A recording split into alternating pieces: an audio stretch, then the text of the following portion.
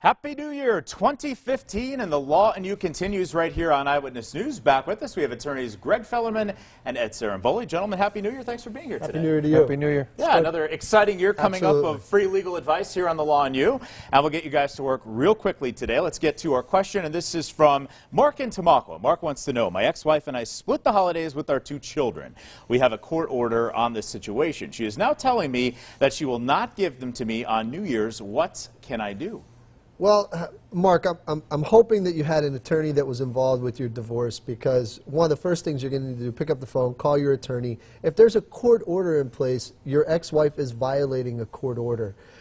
You're going to need to get into court on some type of emergency petition, which can be done very quickly.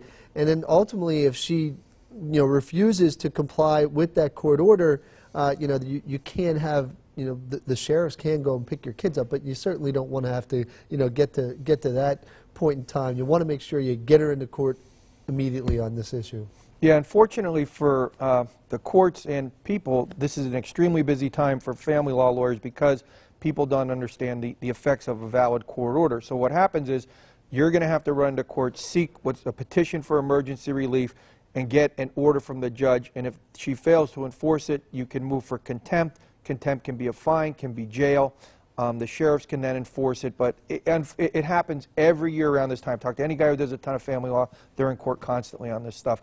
And people just need to follow the orders, and things would really take care of themselves. All right, our viewers that may need some legal advice, how can they get a hold of you guys? They call us at 570-714-HURT. See us on the web at 714hurt.com.